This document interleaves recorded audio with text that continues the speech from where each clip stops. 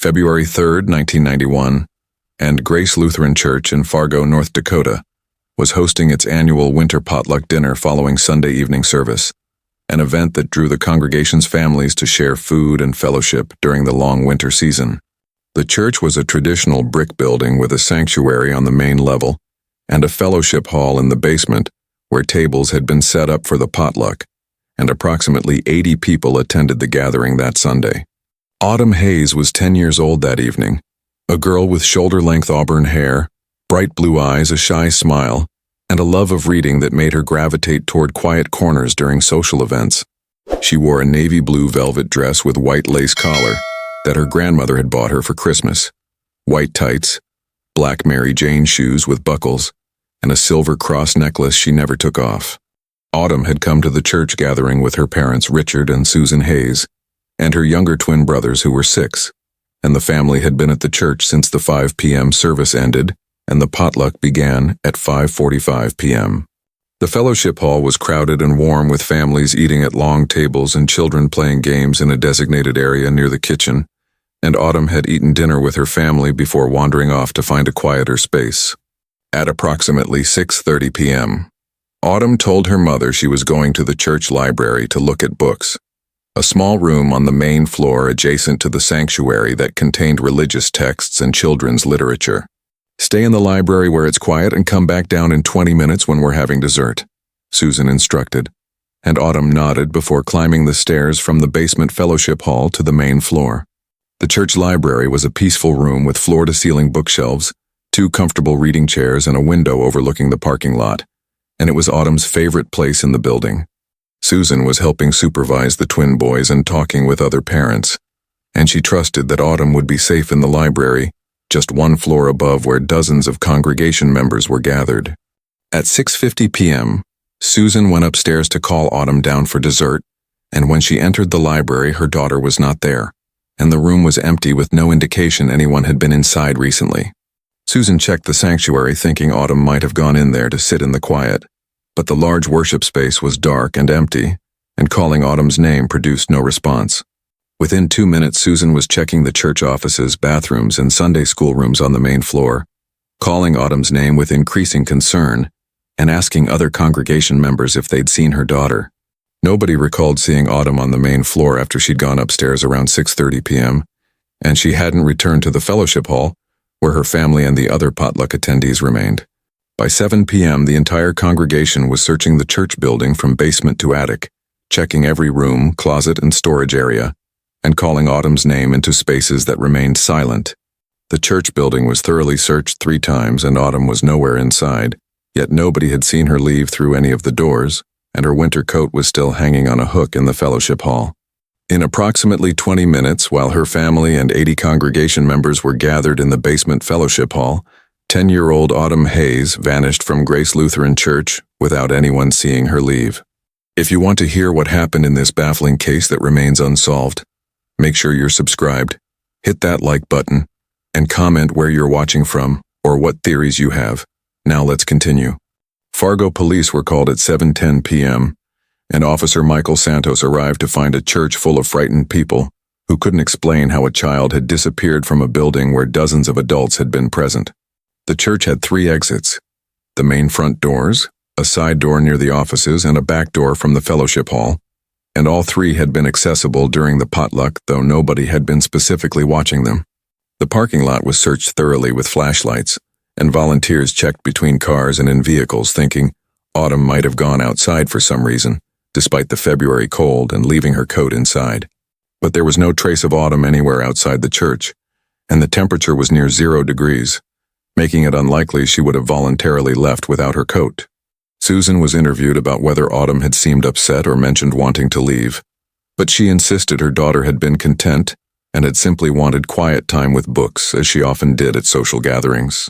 The last confirmed sighting of Autumn was at 6:30 p.m., when she'd climbed the stairs from the fellowship hall, and multiple people remembered seeing her go up, but nobody recalled seeing her after that moment. By 8 p.m., Detective Robert Chen arrived and immediately organized a systematic search expanding beyond the church building to surrounding streets and businesses, though most were closed on Sunday evening. Every person who'd been at the potluck was interviewed about their movements and whether they'd seen Autumn after 6:30 p.m., and investigators created a timeline trying to account for everyone's locations during the critical 20 minutes. The church library where Autumn had said she was going was examined forensically, and investigators found no signs of struggle or disturbance, just quiet shelves of books and empty reading chairs.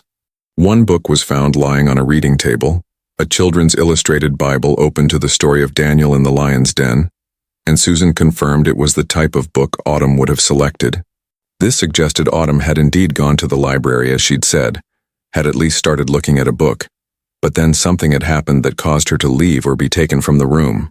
The window in the library overlooked the parking lot, and investigators examined whether someone could have seen Autumn through the window and somehow lured her outside. But the window was locked from inside and showed no tampering. Bloodhounds arrived by 9 p.m. and were given Autumn's scent from her winter coat, and the dogs tracked from the fellowship hall up the stairs to the library as expected, matching Autumn's stated path.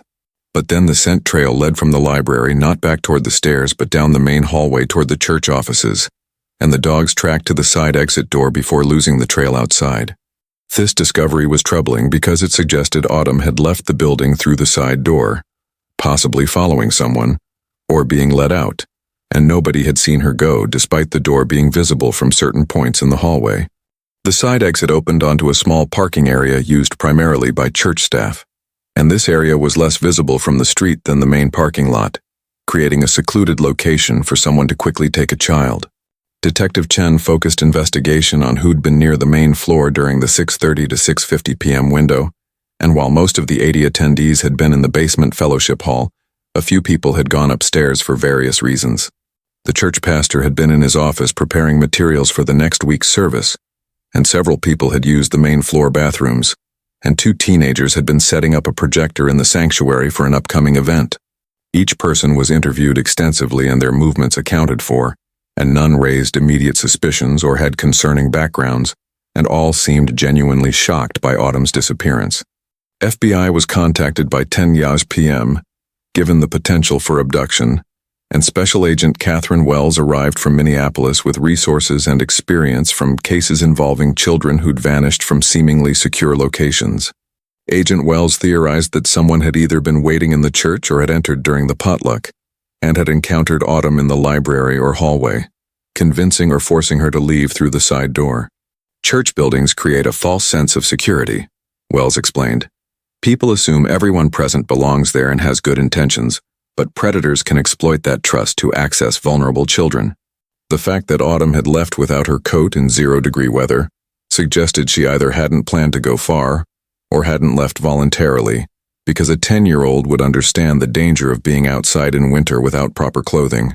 By midnight, the search had expanded to cover a 5-mile radius from Grace Lutheran Church, with teams checking abandoned buildings, parked vehicles, and any location where someone might have taken a child. The case generated immediate local media coverage, and by Monday morning, Autumn's photo was appearing on television across North Dakota and Minnesota, her auburn hair and blue eyes becoming an image that thousands recognized. The navy blue velvet dress and white lace collar became key identifying features, and descriptions emphasized that Autumn had left without a coat, making her vulnerable to the extreme cold. Tips began coming in from people claiming to have seen a girl matching Autumn's description, but every reported sighting was investigated and found to be other children or mistaken observations. One witness reported seeing a dark sedan leaving the church parking area around 6:45 p.m., driving faster than normal, but couldn't provide details about the make, model, or license plate. This vague description of a dark sedan became a lead that investigators pursued, though hundreds of such vehicles existed in Fargo, and narrowing down one specific car proved impossible without more details. The church's congregation was devastated, unable to understand how a child had been taken from their building during a community gathering, and many members struggled with guilt about not having watched the exits more carefully. By late February, the intensive search had been scaled back after 3 weeks produced no trace of Autumn, despite extensive investigation, and the case had become one of North Dakota's most troubling unsolved disappearances. Detective Chen focused on the theory that someone had been inside Grace Lutheran Church during the potluck, either hiding or posing as a member of the congregation, and had waited for an opportunity to approach Autumn. Church records were examined to verify that everyone who'd been at the potluck was a known member or guest, but the informal nature of the gathering meant some attendees might not have been documented or recognized. In a group of 80 people, especially during a community event, a stranger could blend in if they acted like they belonged, Chen explained, and nobody would question someone they assumed was connected to another family. The possibility that Autumn had been taken by someone she knew and trusted was investigated, and background checks were conducted on all church members and staff, but nothing raised red flags. The pastor and church employees all had clean records and had been in the building for legitimate reasons, and their alibis during the critical time frame were verified by multiple witnesses. The two teenagers who'd been setting up the projector were interviewed extensively, and while they'd been on the main floor during the window when Autumn disappeared, they'd been together the entire time, and their story was corroborated. By March, the case had generated national attention, featured on America's Most Wanted and in newspapers across the country, with Autumn's photo and the distinctive navy velvet dress becoming widely recognized. The fact that she disappeared from a church during a community gathering made the case particularly disturbing, violating the sense of safety that religious buildings typically represented. Churches across North Dakota and surrounding states implemented new security protocols, including sign-in procedures for events and designated adults monitoring exits, reforms that came too late for Autumn. Richard and Susan were devastated and struggling to function, unable to understand how their daughter had vanished while they'd been one floor below with dozens of other people. Susan was racked with guilt for letting Autumn go to the library alone, though rationally she knew a 10-year-old should have been safe in a church building during a supervised event. The twin boys were too young to fully understand what had happened, and they kept asking when Autumn would come home, questions that broke their parents' hearts every time. By 1995, the case had gone cold with periodic reviews but no active investigation, and Autumn Hayes became another child who'd vanished from a place that should have been safe. Age progression photos were created showing what Autumn might look like at 15, 20, 25, and these images were distributed through missing persons databases as years passed. The silver cross necklace Autumn had been wearing became a symbol of the case, and Susan held on to the matching necklace she'd worn that evening, unable to take it off despite the painful memories. Detective James Morrison took over the cold case in 2005, and he was troubled by how completely Autumn had vanished from a building full of people without anyone seeing her leave. Morrison investigated whether the church building had any hidden passages or structural features that might have allowed someone to move Autumn without being seen, but architectural plans showed no such elements. He also examined whether someone could have hidden Autumn inside the church building for a period before removing her later, but extensive searches in 1991 had covered every possible hiding space. By 2010, Autumn would have been 29 years old, and her parents held memorial services each February 3rd at Grace Lutheran Church, standing in the library where she'd last been seen.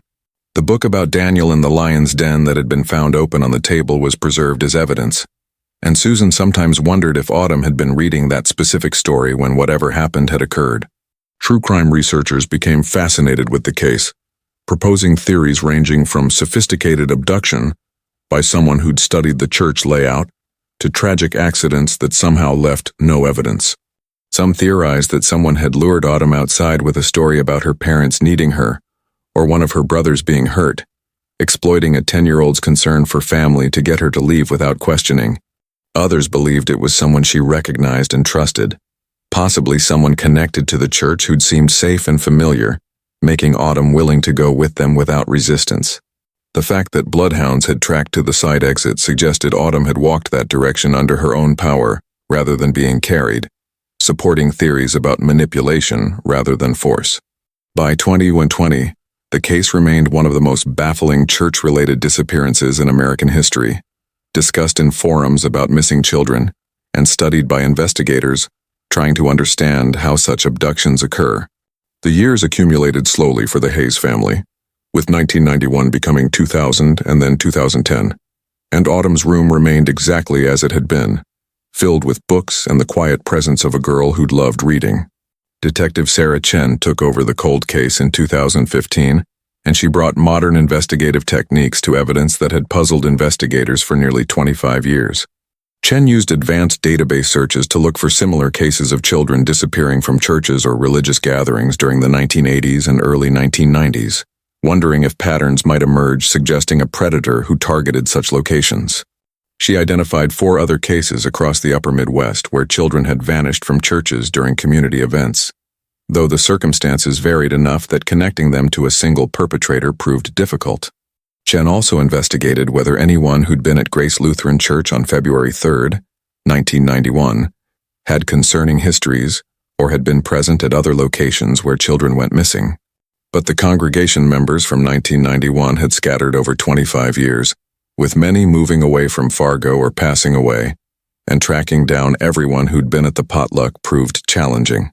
One former church member mentioned during an interview that a man who'd been doing maintenance work at the church in early 1991 had seemed odd and had been let go shortly after Autumn's disappearance, though she couldn't recall his name.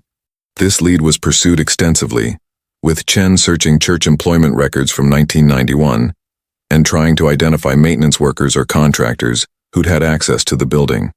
Records showed that a contractor named Gerald Thompson had been hired to repair heating systems in January 1991 and had last worked at the church on February 1st, just 2 days before Autumn disappeared. Thompson had been terminated due to complaints about his work quality, and while he hadn't been at the potluck on February 3rd, he would have been familiar with the church layout, including the side exit. Chen tracked Thompson to a nursing home in Minnesota, where he'd been living since 2010, and she interviewed the elderly man about his work at Grace Lutheran Church and whether he remembered anything about Autumn's disappearance. But Thompson, now suffering from dementia, had no clear memories of his time at the church and couldn't provide useful information, and background investigation found no evidence connecting him to Autumn's case. By 2020, Autumn would have been 39 years old. An age progression photo showed an auburn-haired woman who might have resembled her mother, though the family feared she'd died in 1991. Susan had never recovered emotionally from losing Autumn, and she struggled with severe depression and anxiety that required ongoing treatment, unable to forgive herself for the 20 minutes her daughter had been out of sight. Richard had died in 2018 from cancer, and he died without knowing what had happened to Autumn or why she'd vanished from a church full of people.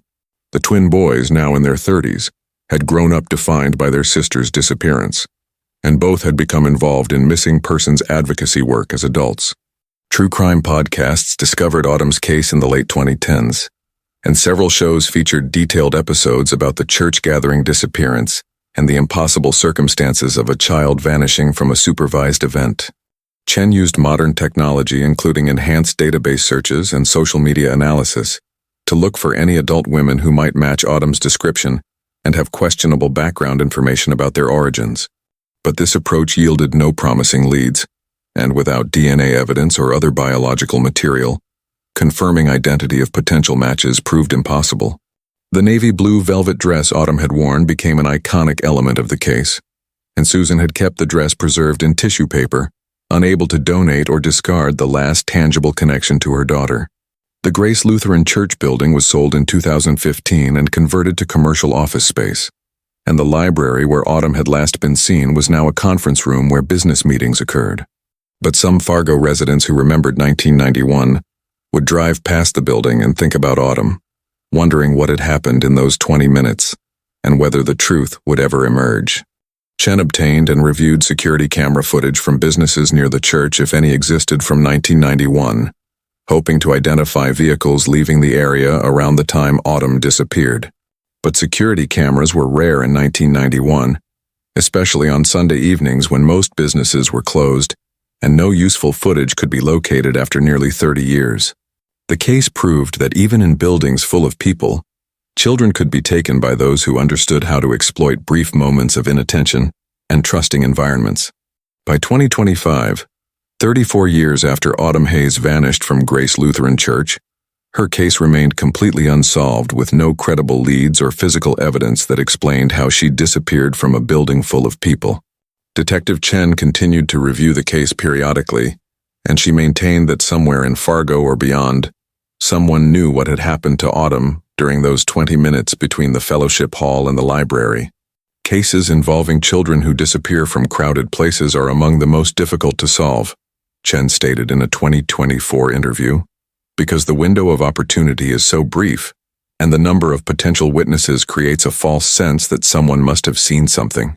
The former Grace Lutheran Church building stood as a reminder of the tragedy, and employees who worked in the renovated offices sometimes mentioned feeling uneasy in the space that had once been the library.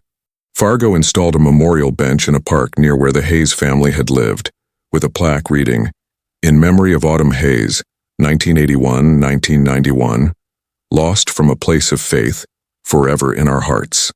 The question mark after 1991 acknowledged that Autumn's death was never confirmed, though statistical reality suggested she'd likely died shortly after disappearing, whether from exposure, accident, or foul play. The case stood as a reminder that children are vulnerable even in places traditionally considered safe, and that predators can exploit community trust and religious settings to access victims. And it highlighted the lasting impact on families who lose children in inexplicable circumstances, living for decades with questions that have no answers and grief that never fully resolves. Religious organizations across North Dakota used Autumn's case in safety training, implementing policies about supervising children during events and monitoring building exits to prevent similar tragedies. The protocols came decades too late for Autumn, but church leaders hoped that heightened awareness might protect other children from experiencing the same fate. True crime researchers continued to study the case as an example of how someone could abduct a child from a building full of potential witnesses, and theories proliferated about the perpetrator's identity and methods. Some believed it was someone who'd attended the potluck posing as a guest, someone who'd observed Autumn and had followed her upstairs when the opportunity arose.